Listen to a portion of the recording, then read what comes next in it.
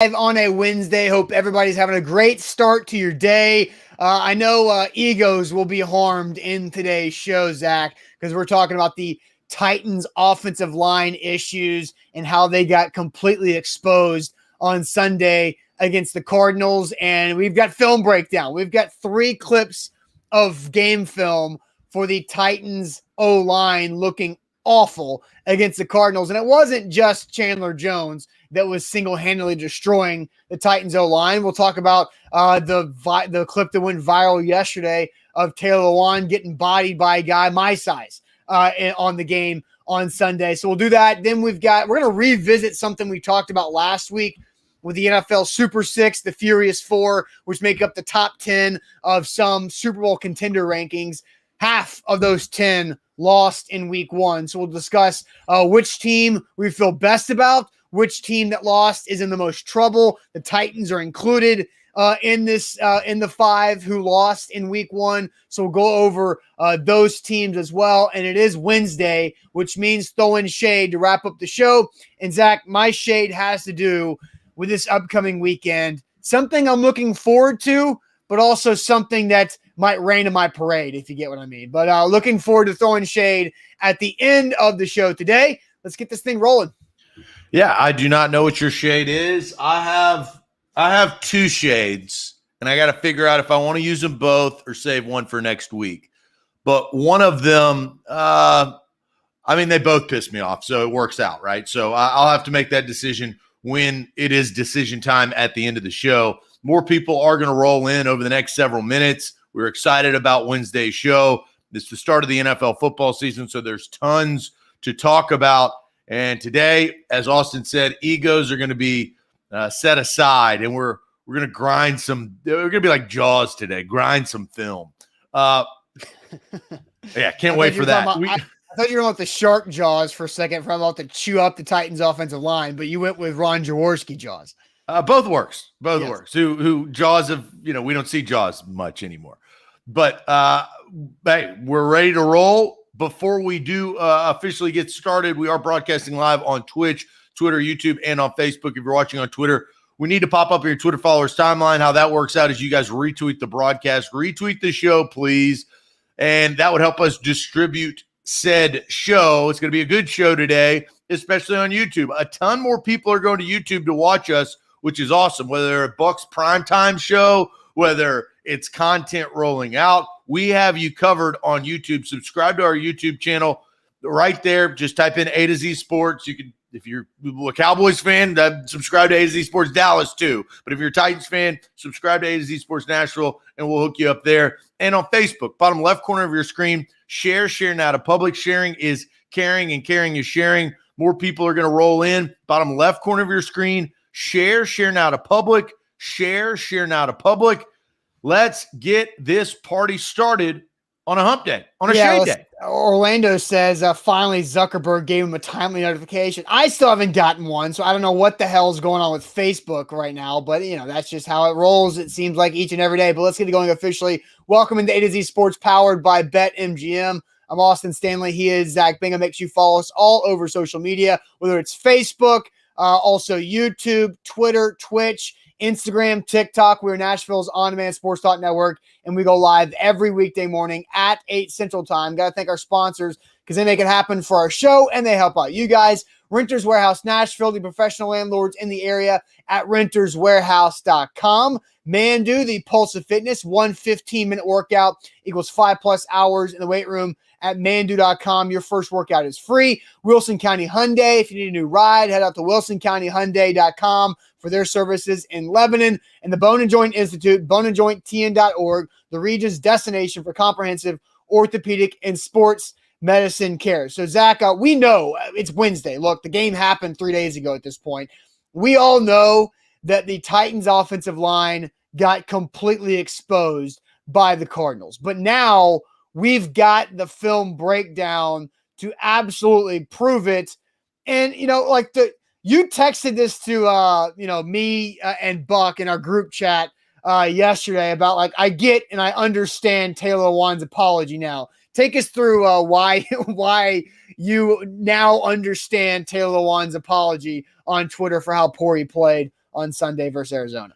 Well, yeah, and we saw that. It was a tough scene for Taylor Lewan. And Lewan played really, really bad. It was probably the worst performance of his career to date. Now, on the other side, and we'll talk more about it because we do have some video, Chandler Jones is an extremely talented pass rusher. You know, the Titans would kill to have a guy like Chandler Jones. Any NFL team would kill to have a guy like Chandler Jones. And I don't know how much J.J. Watt's impact has helped him just in the short time. Game 1 worked out pretty well because the Arizona Cardinals are officially leading the league in sacks with 6. They're tied with Carolina as Carolina got after Zach Wilson, and that was a disaster. But the Jets' offensive line is comparable to the Jags. I watched both those games. They're awful. But Lewan's apology, I think he was trying to get ahead of what we're now about to watch. Yeah. You know, I think that's kind of the sobering thing is, you know, we're watching the game. We react in real time. We have our pregame, halftime, postgame show, which this coming Sunday afternoon game, away games are at Mill Creek Tap Room. So come stop by. That's a great time to pub that. But Lewan, I think, was trying to get out in front of it. Now, I will never question a player's true, injury if they're injured. I'll question their grit based on said injury. And I'll give you an example, and I'll never forget this. Everybody loves, the whole Jay Cutler thing. Like our guy Jack Gentry loves Jay Cutler. Jay Cutler is a buffoon. I can't stand him. One of the reasons why I can't stand him, I don't like his personality, but 2010 NFC Championship game against the Green Bay Packers at home in Chicago. He tore his meniscus. Now, a lot of people have torn their meniscus. He chose to sit down on the bench and not play through that pain in a key moment, in a key situation, in a key game where the Bears were trying to get to the Super Bowl. I always remember that. This is completely different in week 1, but it was cramps, and it was 2 series. Yeah, now, look, I'm tough. That's tough for an offensive lineman that is highly paid, big season ahead, and was getting whipped. Yes. And then apologizes on a social forum afterwards. Cramps suck, though. And everybody who's had, cramps, when your muscles don't work, it's hard to go out there. And I'm with Dom. Have you ever torn your meniscus? Tearing your meniscus, you might be able to walk around and live a normal life, but it's a different thing to play NFL football with a torn meniscus. It shows grit. Phillip Rivers tore his ACL and still went in that game and played the rest of the game. And that was not an AFC Championship game.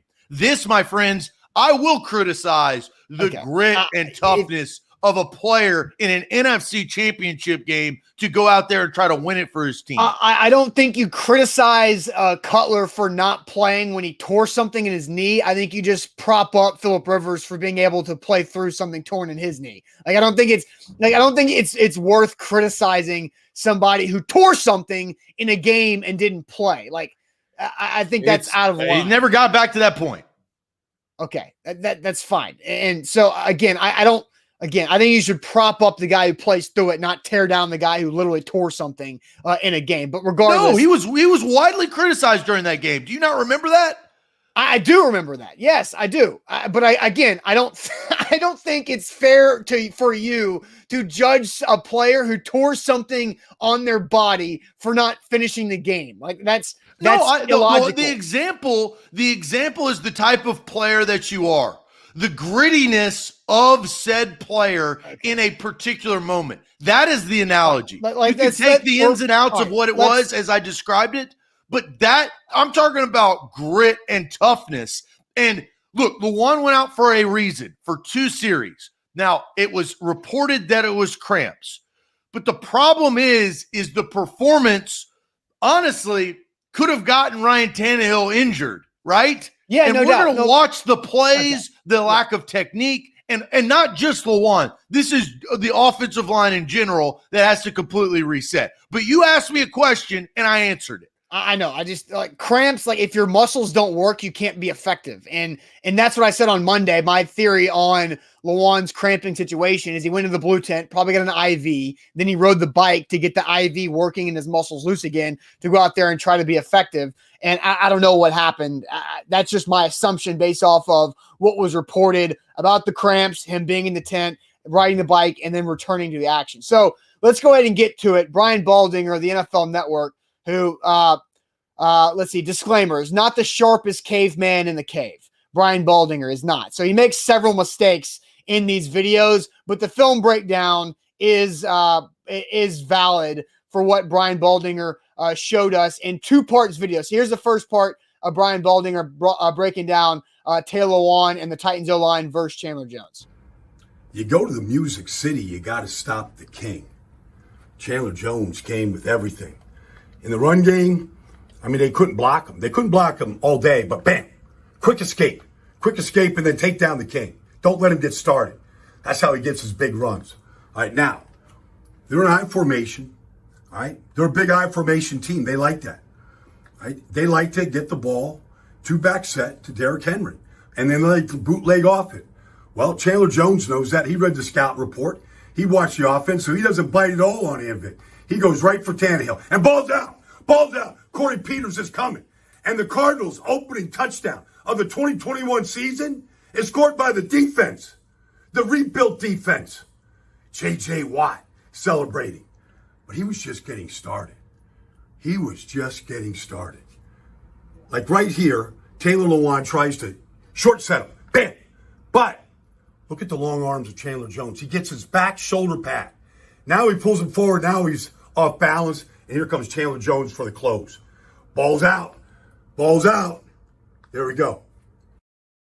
So there's the first clip of Baldinger breaking it down. And obviously the Cardinals' first touchdown of the season was not by Corey Peters, the D lineman. It was marked down at the 1. And obviously Brian Baldinger, Ryan Tannehill did not fumble on that balls out second sack that he showed there. But talking about that is, to me, it looks like Lewan, the first play that we saw there in the Derrick Henry run, it looks like Lewan was confident enough in his get off the ball to go reach Chandler Jones, and in the sack as well, was able to get after Chandler Jones too, with off the ball. But then once he got beyond the initial set or off the ball jump, he struggled to really gain his footing and anchor down and hold his ground against Chandler Jones. And then the second play, which was the sack fumble on the play action, that's just Todd Downing being as predictable as Todd Downing could possibly be, because everybody knows that the Titans love the play action boot, and Chandler Jones was set out to not let Ryan Tannehill burn him with a bootleg where he runs for a first down or throws to A.J. Brown for 20-plus yards, and he sniffed it out and shut it down and caused the turnover. So, Zach, what was your reaction there of the first part of Brian Baldinger's breakdown? Well, and I have an opinion on the second part that I'll get into. Yeah. The first part, it looked to be technique. Now, I don't want to sit here and say, I'm not an offensive line coach, so I don't know what was taught. I know that you got to turn your hips, you got to get set, and you got to get leverage to block the player trying to use his moves to get past you, right? I mean, that is the simplest form that I can say, but I don't want to sit here and speak on technique that I do not know. It did appear that he was struggling. There was some rust early on of getting into the scheme of things, which I will give Lewan some grace. You got to block your guy, but there's probably going to be some rust coming off of an injury, playing full speed. As we know, Vrabel doesn't like playing full speed a lot in the preseason for his starters, right? So this was, I think, an eye-opening experience for Lewan. Getting back, a lot of pressure was on him, but more importantly, we know Taylor Lewan puts pressure on himself. Yeah. And so it seemed like early on in that football game, Lewan couldn't settle in. I mean, the offensive line in general couldn't settle in, and the offense couldn't settle in. But I think that's where it looked like he struggled early on, where he was trying to shake some rust and kind of get to his spots, right? As one thing I do know, left tackles and right tackles, when you're trying to get to your spot quicker then the defender can get to theirs, and we'll talk about leverage a little bit later. But that I think he struggled with. Now, this second part is very interesting because I think this goes to coaching.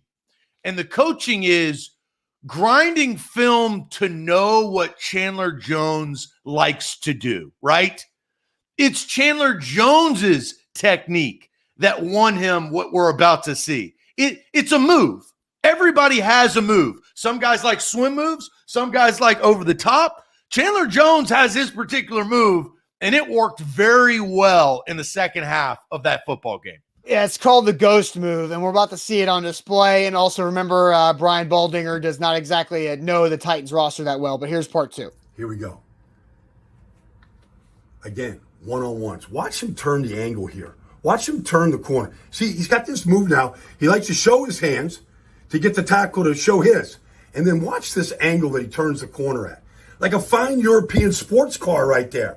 Like he keeps the tread on the road. Bam. Down goes Tannehill.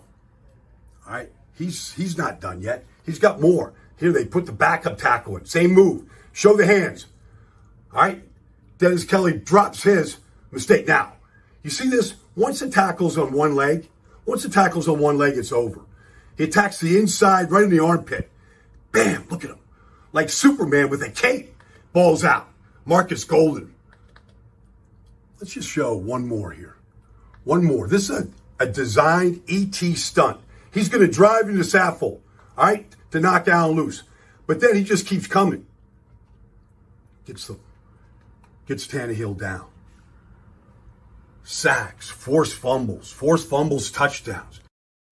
Just an incredible performance by Chandler Jones, showing the hands, then disappearing the hands and getting around. I mean, it's good breakdown. Obviously, that was Kendall Lamb, not Dennis Kelly, Brian Baldinger. But again, like the film breakdown is valid over how Chandler Jones basically single-handedly just destroyed the Titans' offensive line. So you said you had a point about the second part of this. So what was that take overall? Well, it's that ghost move.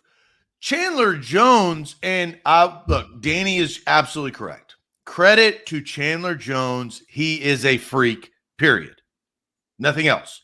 But the Titans did have tape on him, right? And it wasn't like this is week 6 or week 10 that, they're in the middle of the season. They had all summer and all offseason to try to figure out Chandler Jones's moves. Now, stopping it is a different question, but this is kind of his signature, right? And Baldwinger broke it down very, very well. And that was, boom, arms out. And it's kind of tomfoolery, right? It's making the offensive lineman do something that they're not prepared to do. And then Jones's size and strength takes advantage of it. And then his speed kills the quarterback. Yeah. Andrew says, show the Buda Baker, Buda, not Bubba. Show the Buda Baker play where he knocks down Taylor. Yeah, we will do that right now. Here, you get 4 good looks at it. There's one. It's just painful to watch. That's 5'10", 195 pounds, just shoving Taylor Lewan, who's probably 6'7", a little bit north of 300 pounds, over 100 pounds on Buda Baker, and a half a foot plus on Buda Baker too, just getting completely destroyed. So it tells me a couple things. We'll talk about it here in a second, but we do want to ask you guys this question. Is the Titans O-line problem in week 1? Is it the players or is it the coaches?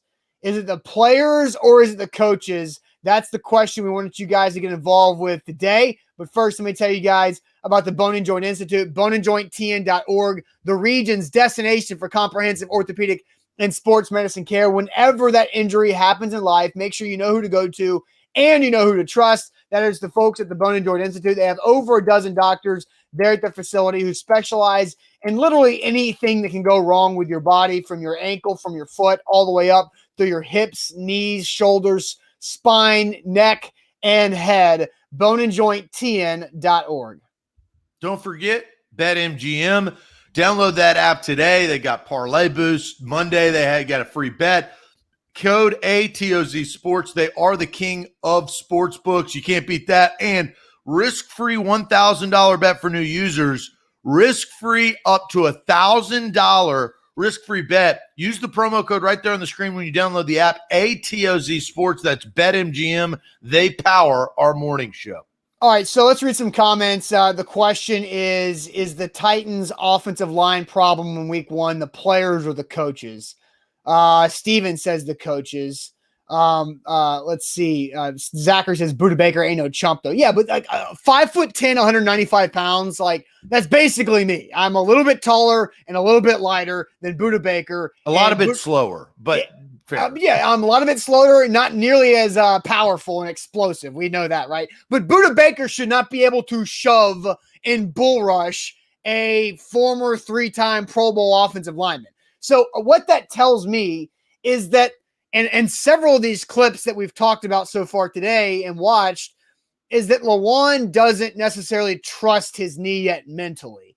I think physically he's 10 months from the injury and surgery. Physically he's probably okay, probably in a pretty good spot. But mentally is that last part of the recovery. And you got to have both. You're right. And you absolutely have to have both. But like there's no way to mentally get over it until you do something. And so, like, there was a clip in there, I believe it was the first sack that Lewan gave up on Chandler Jones, where it looked like Lewan overextended, and then he got pulled through, and maybe he's not trusting his knee. It looks like on the Buda Baker play, I mean, I'll just show it again, on the Buda Baker play, that he had no idea how to set his feet in his ground, and as soon as he got any force, he just picked his feet up, and like you see his right knee kind of buckled there, and he just went down. And like maybe Lewan saw it or felt that knee buckle and had a flashback and just bailed. I don't know. But like you can see it happen there that I don't think he trusts his knee mentally yet, which sucks because like he got off balance. Like, let's face it, on that play, he thought Buda Baker was going wide, and then Buda Baker's quickness and speed played again, just went inside. He got fooled. Watch. Boom, right there. That was the difference.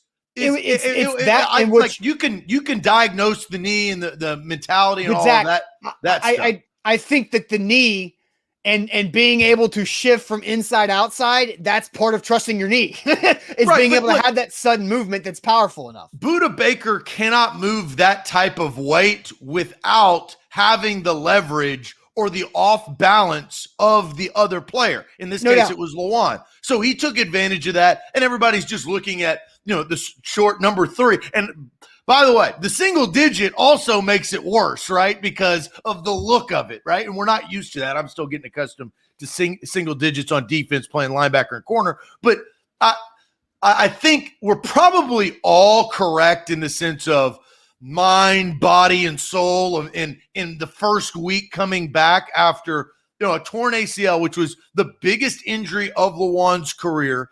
And I think we all respected and were I think you looked at it and say proud of the way Lewan handled his rehab. I think he really took it seriously. Yeah. He tried. I mean, he documented some of it. We know a little bit of what he did for that knee, and he was ready to prove his worth. The unfortunate part is game 1, he didn't look ready.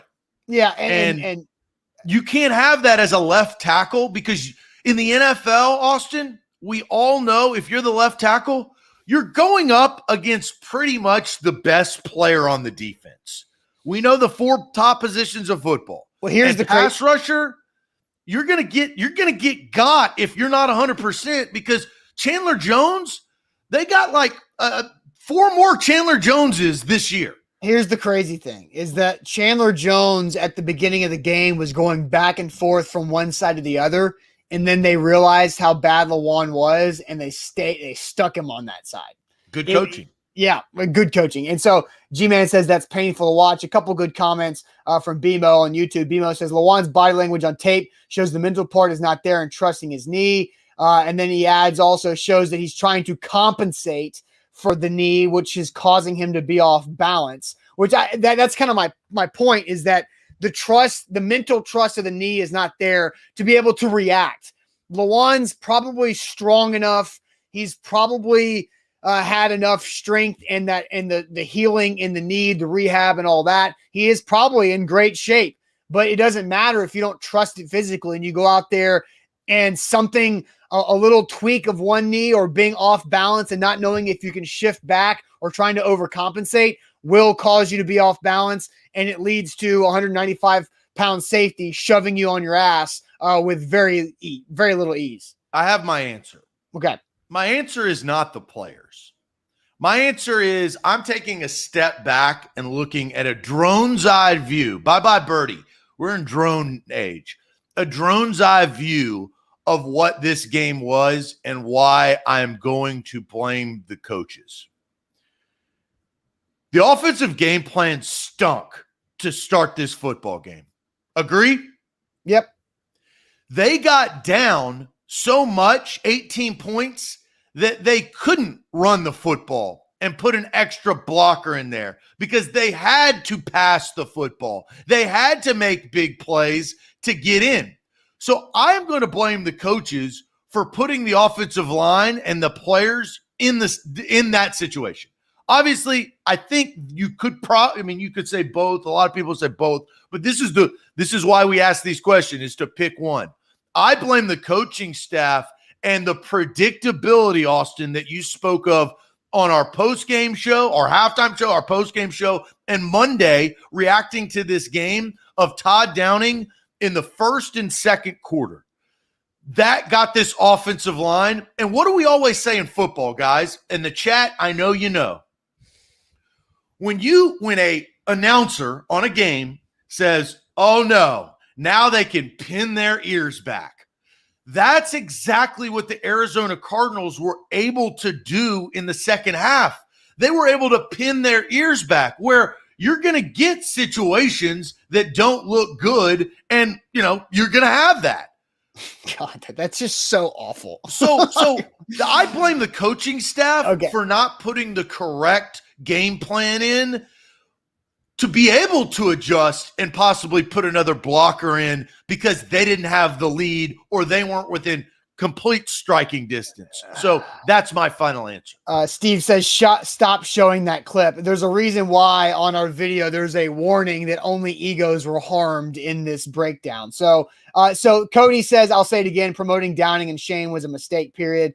Look, I don't Shane Bowen, in my mind, deserved the opportunity to really do the job the right way this season. And I think, but the Todd Downing situation is, again, that goes into my take that I teased in the post-game show, that I want to see at least one more game of Todd Downing before I really unleash my opinion on Todd Downing and Mike Vrabel and the offensive coordinator. I need more information. I don't want to be premature on it because I think that's unfair to a guy in his first game as the play caller with the offensive line playing like absolute garbage and not being able to get anything done. So a couple comments I want to read because we're asking you guys the question, who's to blame for the Titans offensive line issues in week one? Is it the players, the coaches?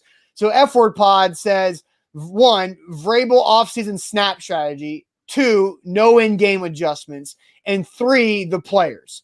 So, and I really agree with that sentiment. Well, 2 is above 3, and that's coaching is above players. So, right. F-Word Pod's final answer to answer the question would be right. Coaching. And I agree because it's the philosophy, because we were never going to know Taylor Lewan's mental rehab part of his knee until he got in there. Now, he played like 2 series. Yeah, but preseason's not going to tell you that. Right. And so, like, that's hard. It's hard to know that until things are real, and that you can't prepare for. But the Ben Jones, Nate Davis, they gave up a sack, and that looked like a lack of communication or a miscommunication with how that sack was made. And so I do think the lack of preseason, not preseason game snaps, but practice reps and real practice reps you can take something from more than just walk through or jog through. Because before game week, where we can't watch practice in game week, when we can watch practice fully, like when training camp is open, whenever they would do the full offense out there in 11-on-11, it was never full speed. Derrick Henry, I don't think took a full speed snap of 11 on 11 while practice was open to the media to watch. And whenever they did that, it was a jog through. You've got to test these guys. The practice is important, and we've seen 2 straight week ones where the offense has been really, really gross to watch in week 1. They got away with it because they played the Broncos last year. They played a good team this year in the Cardinals, and they got their asses shown out. So I think it's also the coaches. And then where was the tight end? I didn't see a tight end help. Jeff Swaim and Michael Pruitt are on this team because they can block. Corey Blasingame is on this team because he can block from the fullback position. Jeremy McNichols is on the roster because he can pass protect from the running back position. Why can't somebody else help out the struggling tackles against Chandler Jones to help out Ryan Tannehill get the ball down the field to Julio or AJ? Well, Austin, we talked about this in free agency.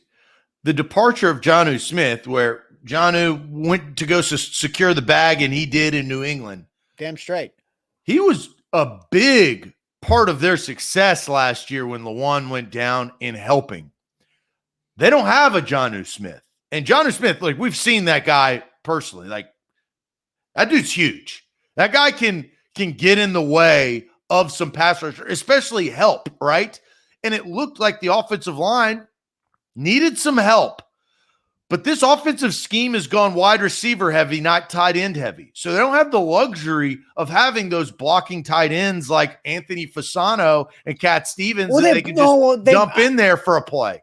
Look, Jonnu's gone, but they did bring back Swaim and Michael Pruitt. They brought back Pruitt 2 weeks ago. Yeah.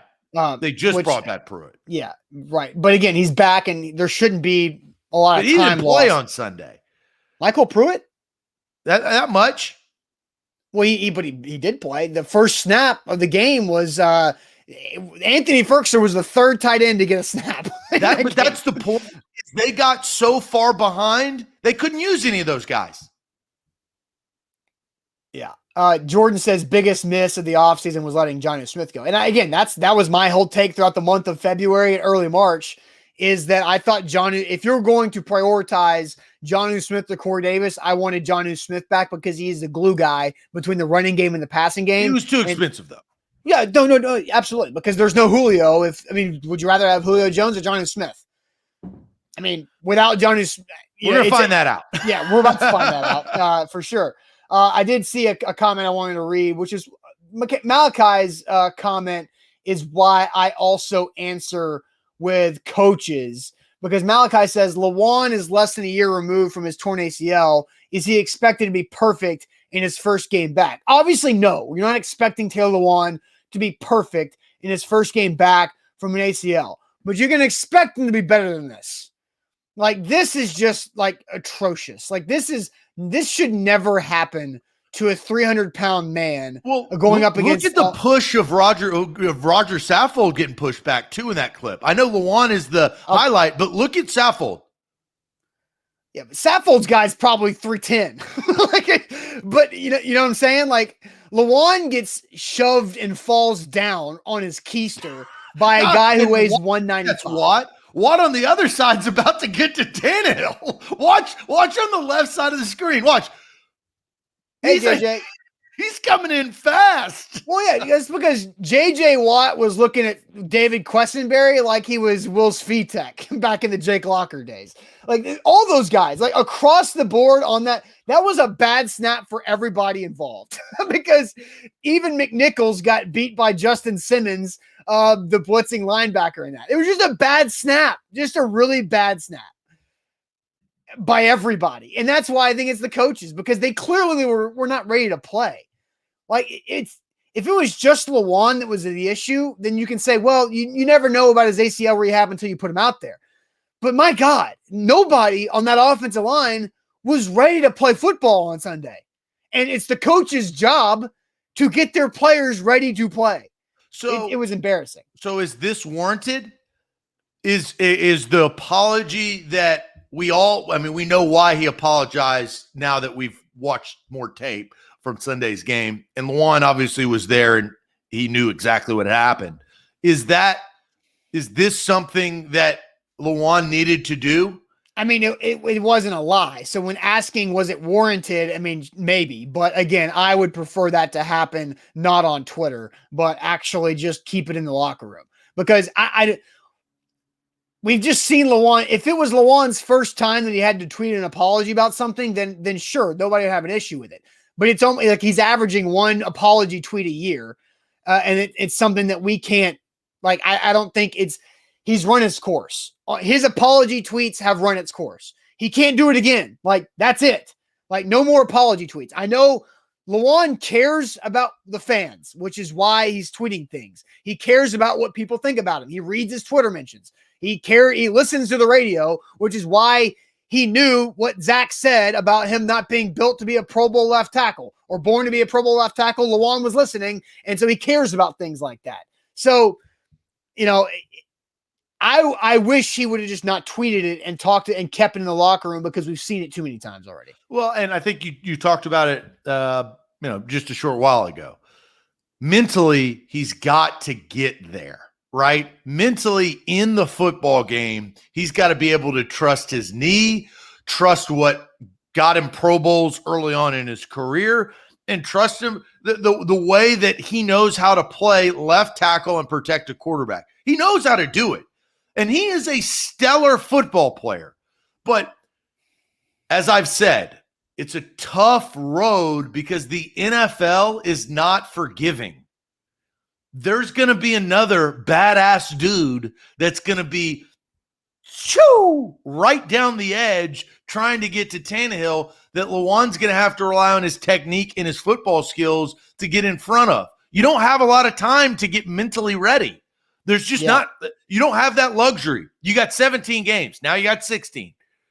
Well, and Mark says he is still getting his legs back under him. He didn't play most of last year with the ACL. Yeah, we know that, Mark. But you know who doesn't give a damn about Lewan and who's licking their chops about Lewan still getting his legs underneath him? The Seattle Seahawks defense that is traditionally pretty good at putting pressure on the quarterback. And so, nobody cares, Mark. Like, nobody cares around the NFL that Lewan is still trying to get his legs underneath him. Like, nobody cares. You know what the Seahawks pass rush is going to do this week? Hell, if I was a pass rusher for the Seattle Seahawks, I'd try that ghost move.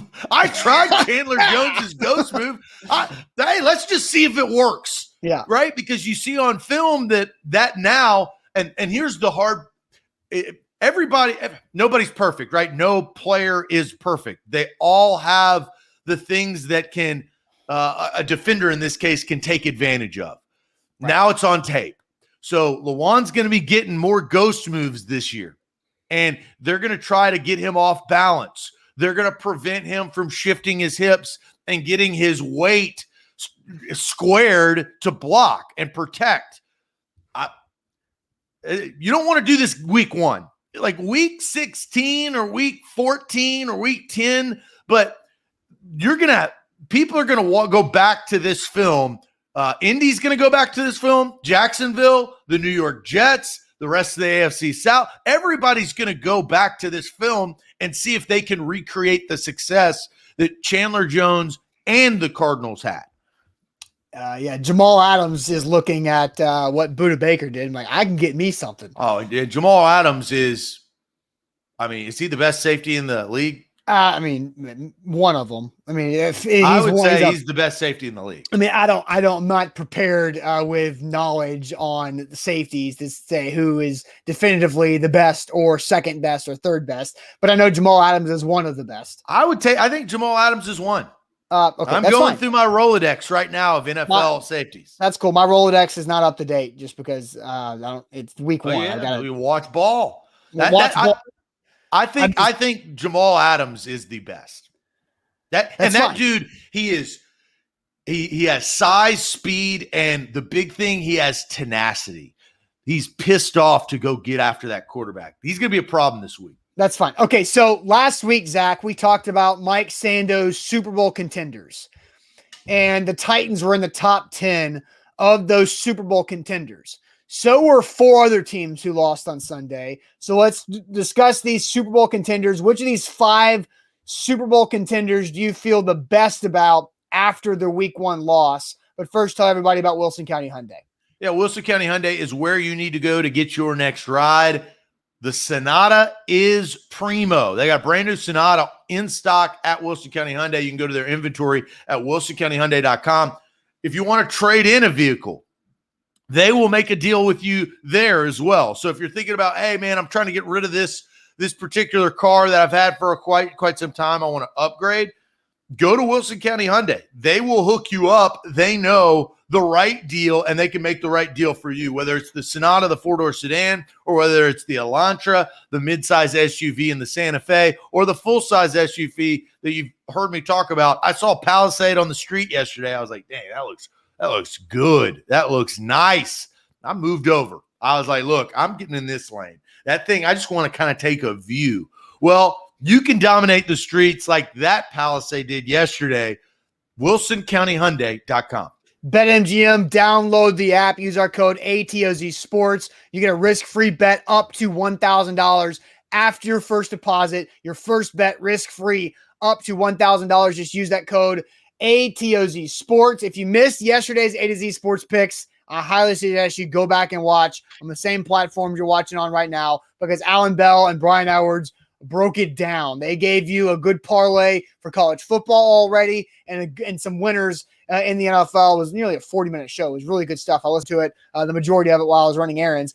Right there, presented by BetMGM. Visit BetMGM.com for terms and conditions. You must be 21 years or older, must be present in Tennessee, and for gambling problem support, call the Tennessee Red Line at 1-800-889-9789.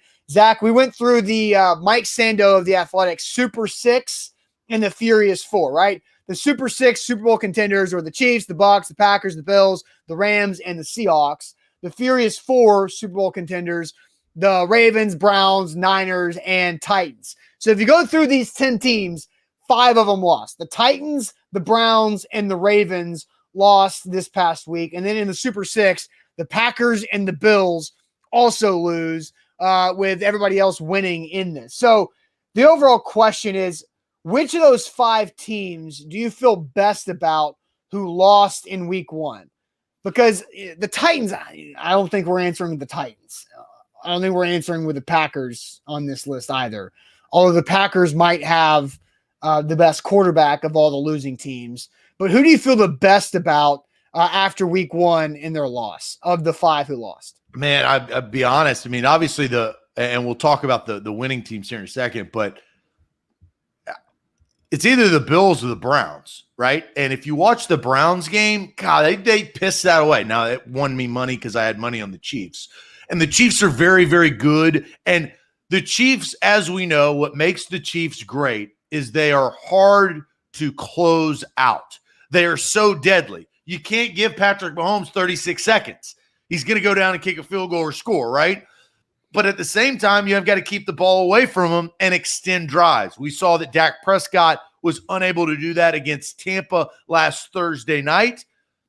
Tom Brady came back and bit him in the ass, right? So the Bills and Steelers, I watched that game probably less compared to most of the other games. And I don't know why, it wasn't as much on my radar. I did start to pay attention later on.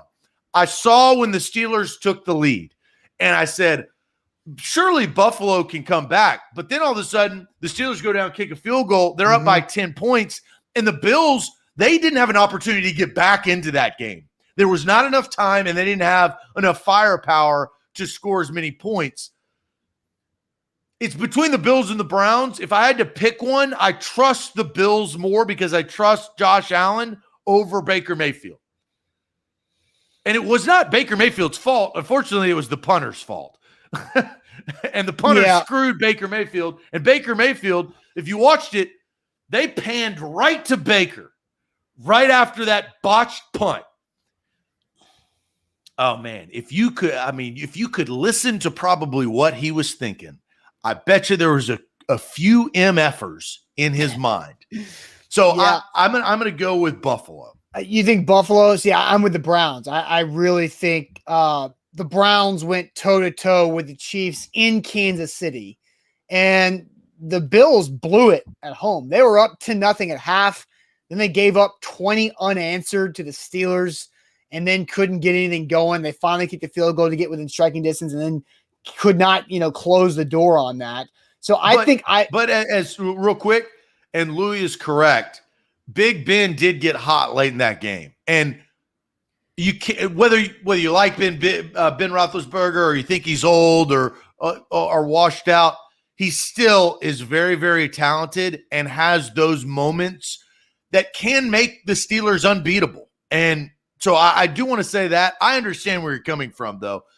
Both teams look good. The Bills and the Browns are the only two teams in this conversation, though, right? Yeah, I think so, because the Packers got their asses handed to them, like the Titans, and then it was the Ravens losing in overtime to the Raiders. Now, the Raiders, I think that was a surprise, but like for the Ravens, I'll hold my thoughts on the Ravens, because I do think the Packers and Titans can bounce back a little bit. But I think of these 5 teams who lost, I think the Browns are still in the better situation because they lost on the road to the best team in the conference.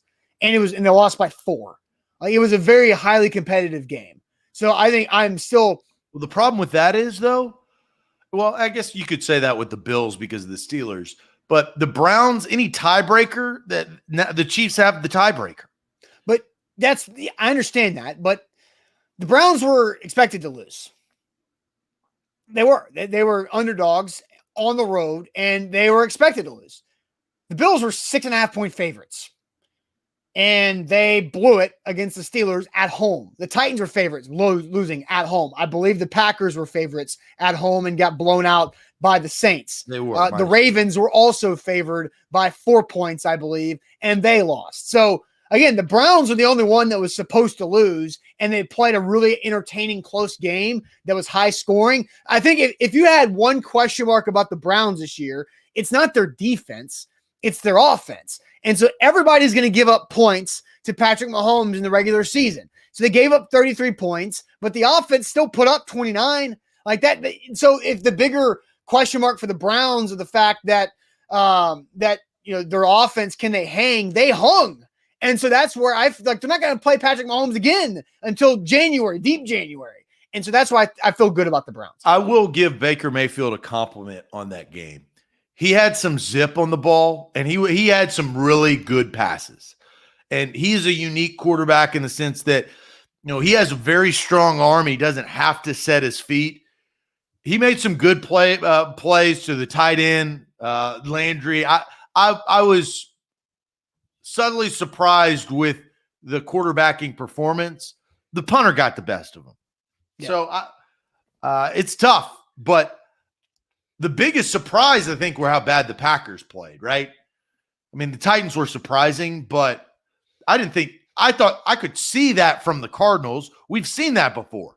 Jameis Winston, I did not think was going to play like that. All right, let's do that then. Let's talk about this. Which of the 5 teams we've been talking about is in the most trouble? Is it the Packers or is it the Titans? The Ravens, I think, are in this because we've excluded the Browns and the Bills, right? Like, you can feel good about the Browns and the Bills long term, even starting 0-1. But who's in the most trouble? Is it the Titans, the Packers, or the Ravens? But first, real quick, let me tell you guys about our friends at Mandu. Mandu.com. If you want to achieve your fitness goals, go to Mandu. Seriously, they will help you get on track to actually achieve your goals. Maybe you're like, I want to lose 5 more pounds. Or 10 more pounds, but I don't know how to do it. Mandu can help you get over the edge right there with the science of full body electronic muscle stimulation. It's also going to save you time because it only takes 15 minutes for a workout. And in those 15 minutes of full body electronic muscle stimulation, it simulates over 5 hours in the actual weight room. So go to Mandu.com. Your first workout's free. And when you tell them A to Z Sports sent you, they'll give you $100 off your first month when you sign up. That's at Mandu.com. We're powered by BetMGM, and BetMGM is our title sponsor not only in the morning, but also for our pregame, halftime, and postgame show this coming Sunday, Mill Creek Tap Room. That's right. Come hang out with us. Come drink beer with us.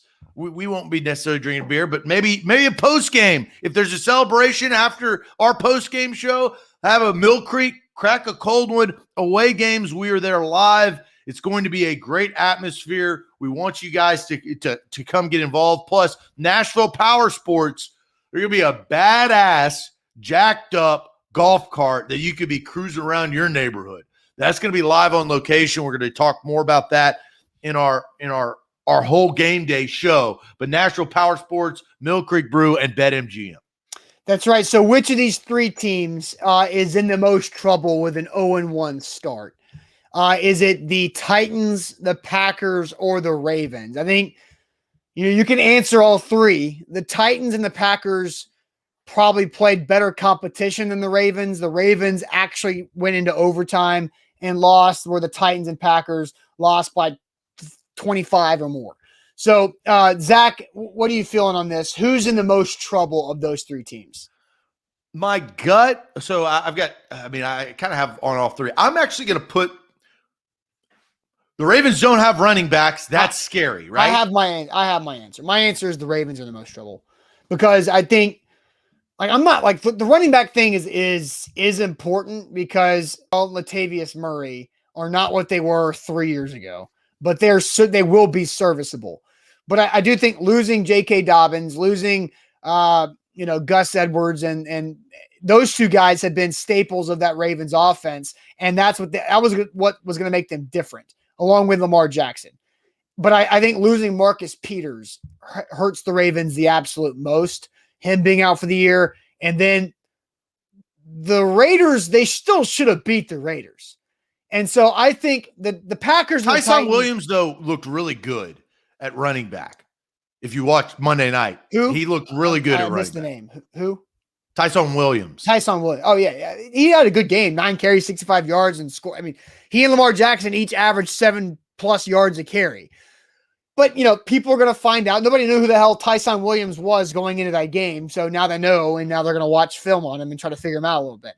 I just think the Ravens are so one-dimensional that without their top runners, it's a lot easier to defend. And I think they're in the most trouble because of there's more room, or there's less room for error with the Ravens. I think the Titans and Packers can bounce back. Now, there's significant issues, and nobody expected those two teams to look as horrible as they did, but I expect them to bounce back more. Man, the chat, Andrew's saying the Titans, there's a Ravens coming in from Louis. He said Ravens will rebound. Regardless. So there's that. Titans could be 0-3.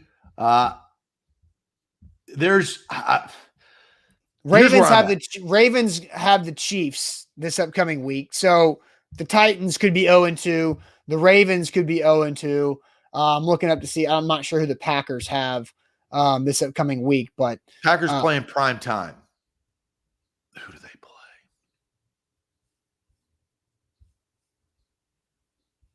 The Lions. Yeah. So on Monday night. The Packers right? better. Is that right? Yes, that is right. Yeah. So, yeah. Lamar Jackson and Aaron Rodgers are better quarterbacks than Ryan Tannehill. So there's that. Personally, I don't think so about Lamar Jackson. I don't think Lamar Jackson can throw the ball consistently. I just don't think he's accurate enough. I don't. Tannehill can't get the ball off because his offensive line sucks. But when you're talking about this is week one reaction, right? Yes. Week one reaction. But my overall opinion is that I would take Ryan Tannehill than Lamar Jackson because I think Lamar Jackson is, how to defend him.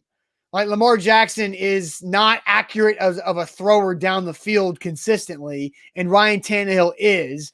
But yeah, he didn't have any time to do anything on Sunday. All right, here the question is, which of the five teams is the most in trouble after a week one loss? I'm going to have to do nuance, but I'm going to have to agree with you with the Ravens because of the division they play in. I think the Packers can rebound because the Bears, if Andy Dalton's still playing, they got a chance to beat the Bears. The Lions, they looked god-awful, right? And, the Vikings lost to the Bengals. So that whole division's up for grabs. The Texans beat the Jags. Congratulations. The Colts did not look good against a very good Seahawks team. But I think that the AFC North, that is a tough road to climb.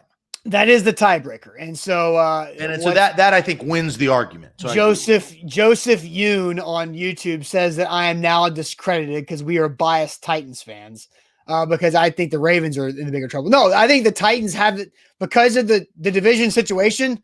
The Titans can still make the playoffs by winning the division.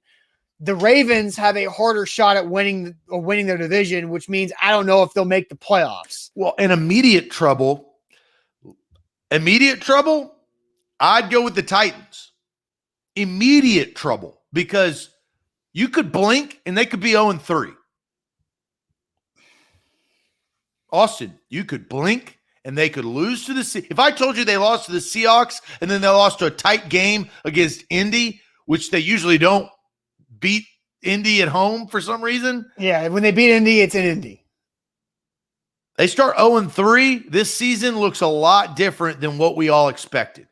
So immediate trouble, I go with the Titans. Overall trouble, I go with the Ravens because of their division. Joseph Yoon says, he goes, no, I don't think you're biased from thinking he thinks I'm biased because I think Tannehill's better than Lamar Jackson. I've been consistent for a long time. I don't think Lamar Jackson is a long-term, consistently good quarterback in the NFL. He cannot throw down the field consistently with accuracy. And the Titans showed that in the playoffs 2 years ago. And in the playoffs last year, Lamar Jackson wasn't very good with his arm, but he was way better that time with his legs. And so his legs won that game. His arm has to be able to prove to me that they can win games, and he can't do it consistently. So if I'm starting with you have to be able to win from the pocket down the field in the NFL, and Lamar Jackson struggles with that. Tannehill is better at that. Therefore, I would take Tannehill. If he can be protected. Yeah, obviously. You have to protect every quarterback. Lamar Jackson. You don't have to protect Lamar as much because he can make plays and get out of those situations. Exactly. Didn't you know that Ryan Tannehill was a college wide receiver at Texas A&M? Didn't look like that when he was getting ransacked by Chandler Jones 6 times. But that's not Tannehill's fault. Like, Tannehill did not get sacked. None of the 6 sacks on Sunday. 5 out of 6. None of the 6 sacks on Sunday were because Ryan Tannehill was holding on to the ball too long. It was all because of Chandler Jones made a good play on a bootleg and sniffed it out, and the other 5 was the offensive line being turnstiles. Interesting. Okay, I'm going to do a quick question. What about who impressed you most, Austin, quickly, of the teams that won? Of the 5, what teams that won? Of the Super 6 and Furious 4. You have the Chiefs, they beat the Browns. Tampa, they beat Dallas. You've got the Rams, who looked really good against the Bears. The Seahawks beat the Colts. And then you've got the 49ers and Jimmy G with a little sprinkle, a little Cajun sugar of Trey Lance coming in there randomly, like Justin Fields did. Out of those teams, which one were you like, okay? I mean, like, most of those teams that won were like handled their business. Now, I think the Chiefs had the toughest opponent because they played the Browns, right? I think, let me go back to the teams here. Dallas was good with Dak, though. Dallas was good, and you like to see, like, that's where I was kind of getting to. Like, the Rams were supposed to beat the Bears by many points, right? And they did. I thought the Seahawks would beat the Colts all day long, and the Niners played the Lions, right? Yes. Yeah, so like that, no contest. So the only 2 options in this are the Chiefs and the Bucks. And so I guess Super Bowl, that's what I got in my Super Bowl. I know, right? So it's like, okay, like great, like super groundbreaking analysis that the Chiefs and the Bucks were the best looking teams in week 1. But that's how it was. Both of them had a formidable foe, though. Yeah, I think Dallas is not great, but Dallas is a formidable foe. I would say, and both of them were at home, and they both. So I would probably say that I was the most impressed with the Chiefs of the teams we're talking about, because Reno says the Saints.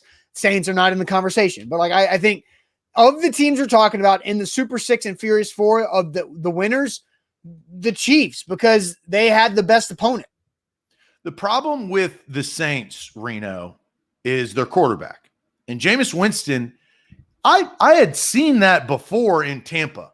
He had unbelievable singular games. The problem is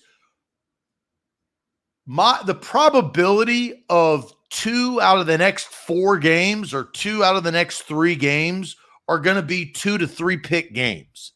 And you can't win. Yeah. Kalen says Stafford was the question mark. He answered, and then the Rams had the best D in the league. I don't think personally, Kalen thinks maybe Stafford was a question mark. Austin Stanley, personally, I never thought Matt Stafford was a question mark. You don't know until you see him. And when you saw him on Sunday night, you were like, damn. Well, yeah, but that's what I expected from Matt Stafford. That's why I picked the Rams to go to the Super Bowl. Remember? Kalen, from your perspective, that makes sense. But from my perspective, it was what I expected. Because what did I do? I had a 1-game parlay at BetMGM where I picked the Rams to cover an alternate spread and the under 50.5. And what did I do? Cashed in. That's what I did.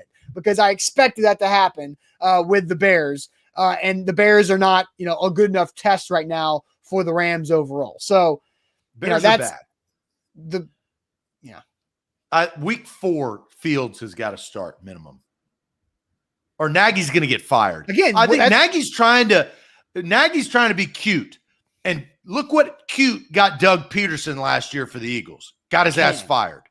And that Matt Nagy is trending to that situation. Once you start to be cute, the ownership recognizes that because the fan base calls him out and you get clipped. Sure. But again, my whole stance on that is they didn't want Justin Fields week 1 starter against Aaron Donald and company with the Rams. That's just, again, like I talked about earlier in the show, getting your players prepared to win, to succeed as part of coaching. They would not be setting up Justin Fields for success if they started him in week 1. It's just stupid. Let Andy Dalton get sacrificed by the Rams and then move forward with Fields. Week 4 at home in Chicago against the Lions. Boom. There you go. I think that's the end. That's the minimum. He better be starting by then. Yeah. All right. Throwing shade time here on this Wednesday. Everybody get your shade ready. It's time to throw shade. But first, let me tell you guys about our friends at Renters Warehouse, renterswarehouse.com. They are the professional landlords in the Nashville area. Simply head to renterswarehouse.com to find out how much your home can rent for. So many different ways you can use Renters Warehouse to help you and your family. Extra cash flows for you and your family every month from other people paying your mortgage and then some. Also, that retirement plan, long-term equity equals long-term wealth, and owning rental property is a great way to do that. Or if you're a renter and you need to find a new place to rent, they've got great inventory across the mid-state at renterswarehouse.com. A to Z Sports were powered by BetMGM. Make sure you download the app today and use the promo code ATOZ Sports. No spaces, ATOZ Sports. They are the king of the sports book world. And Austin and I, look, we play and bet. I've got my couple of props going into this weekend that I won. I got a couple more props going into this weekend on BetMGM. Download the app today. All right, Zach. Shade. You said you have 2 shades, right? Yeah, but we got to do one thing. You're right. We've got work to do. And this is something that I don't want to send out an apology tweet to say I've got to be better, but I've got to be better.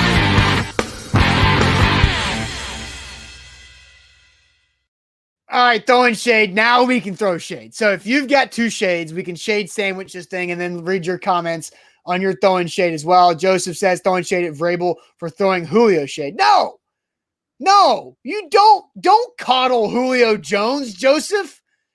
And don't coddle Vrabel. First off, Joseph is coming at me for an opinion that I backed up about why I would rather have Tannehill over Lamar Jackson. And now you're trying to coddle Julio Jones and throwing shade at the head coach for doing his job. Get the hell out of here with that, Joseph. That's weak stuff. Dom says shade on Joe Milton for 4 overthrows on 1 drive. I was at the stadium, tried not to boo like everyone else. That's from Dom. Shade on Lane says he's got fantasy shade, which listen up, ears up, Austin. No. Shade on Mike Evans. I'm taking my earpiece out for this. Zeke Elliott, Saquon Barkley, fantasy football suffered mightily. Scott says throwing shade on the CBS team that did the Titans Cards game on Sunday. They are worse I have ever seen. Austin, you had some comments on that during the game. Yeah. Oh my God. It was 3rd and goal at the 6. And I don't even know who the actual color commentator was on the game. I missed it, but I don't care. They were bad. It was 3rd and goal. And the color guy goes, I think they're really going to try to put this thing in the end zone here. And I was just like, come on. It's 3rd and goal. Of course they're going to try to put it in the end zone. That's the whole point. Like, thank you for your analysis. G-Man experienced Nissan Stadium like I did in the preseason for half a second. 26 minutes to get 2 waters. Welcome to Nissan Stadium. They have not gotten that correct. Oh, Big Ten Jeff eating some crow because shade on the Ohio State defense and coaches. How do you make 0 adjustments and try hockey line changes? It needs to be fixed. Ohio State did look bad. Now, I did think Ohio State was going to come back and win that football game at a couple of moments because they had the one thing Ohio State always has, they have explosive players on the outside on their offense. They're always drafted in the NFL. That is true about Ohio State, but they could not put it together, and Oregon just kept coming. Yeah, here's a cliche joke. Oregon's running back is still running. He just scored another touchdown, right? Oh, and Ryan says Rondé Barber. I didn't realize Rondé Barber was the color analyst there, so I don't know if he's a rookie or not up in the booth. But Ty says, shade on A to Z for giving Tannehill a pass. Ty, I gave Ryan Tannehill a C- grade in our postgame show. I gave a D+. Zach gave a D+. I don't know where you're getting the fact that we are giving Ryan Tannehill a pass.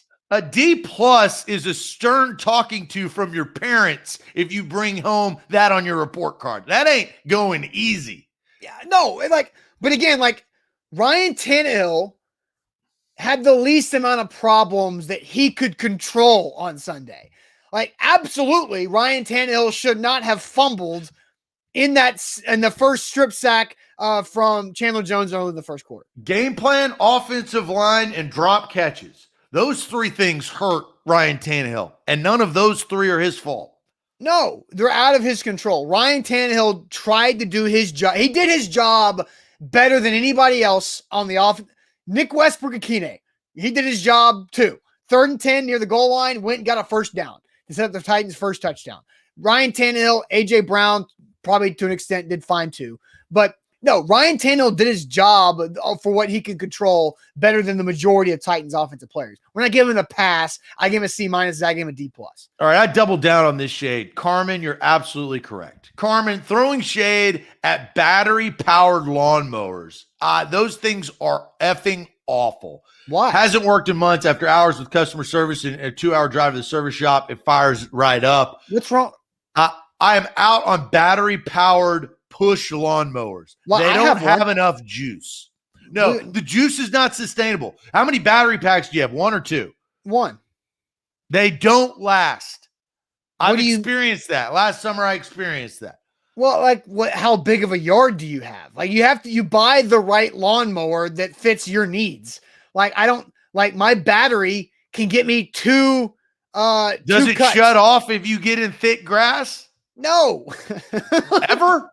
No, it hasn't yet. I've been what is this? I got it for Christmas, and whenever I first cut the grass, probably in March, all the way through, I need to do it tomorrow, maybe today, because I'm leaving town this weekend.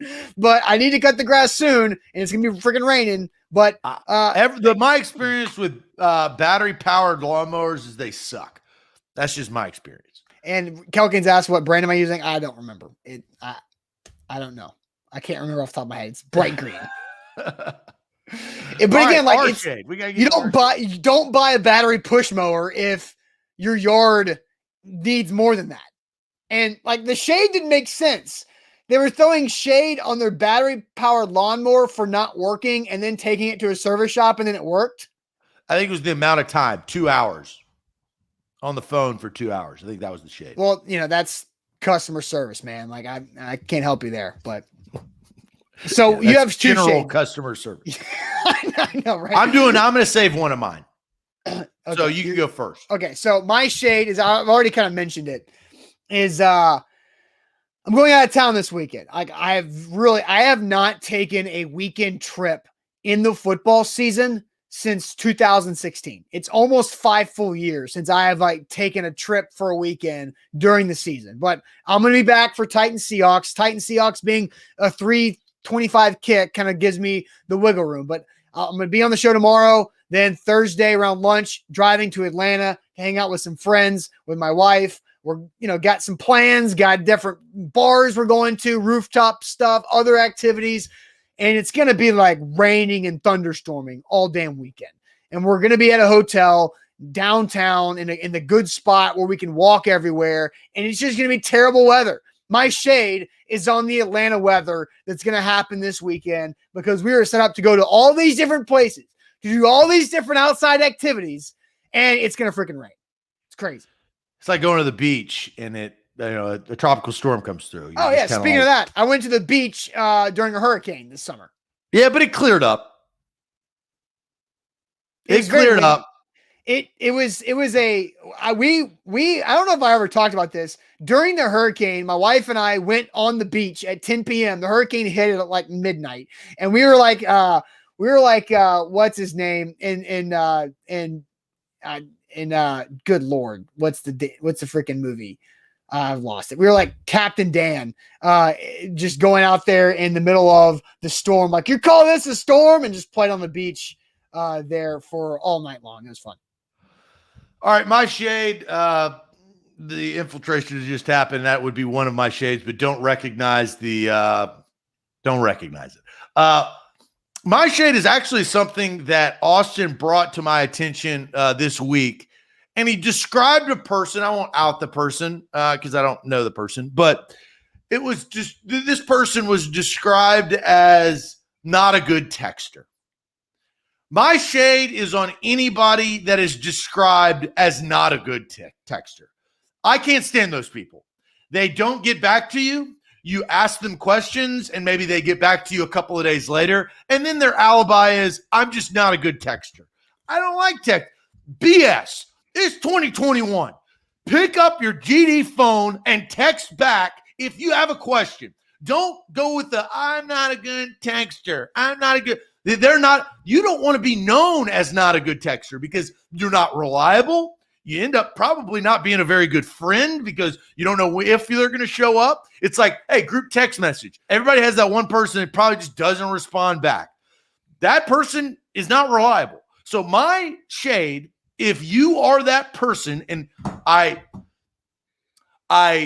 want you to look long and hard in the mirror after this show at yourself and ask yourself, am I described by others as not a good texter? Or do I describe myself as I'm just not a good texter? Be better. That is the form of communication, the easiest way to communicate, right? We don't have house phones anymore. That's long ago. So my shade is on people that are not very good texters. Don't use that as an alibi.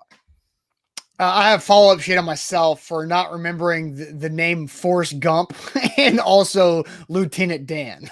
Like, just had a complete brain fart that I could not remember one of the best movies of all time and an iconic character in said movie. Like, I don't know how you just get like the brain blockage. That just tells you that I need this weekend trip to get my brain to be freed up from all the craziness that's happening inside. Just wash it away Wash it with the rain that's coming through Atlanta. Just wash it away. But good Lord, thank you, chat, for the help for me to name Forrest Gump and Lieutenant Dan. I've never been more ashamed of myself than right now. But I think this is a good show. I thought we had a really good show on this Wednesday. Tomorrow is Titans Thursday. We've got the Magic Bucket. We're also going to do some SEC picks tomorrow on the show too, because I am headed out of town and we'll be out for Friday's show. So we're going to make sure I get our picks in there. One of us had a good weekend. The other of us had a really bad weekend in the SEC. So we'll talk about that tomorrow with week 3 of our SEC picks. Not a great weekend, but one of us had a good weekend. The other good. I have to go back and look at the record. I was up 2 on you, right? You were up. Going into week 2, you were up by 1. It's a long season. One of us had a good but not great weekend. The other was just really bad. But we will see you guys tomorrow morning on a Thursday. I hope you have a great rest of your Wednesday. See you later. Adios.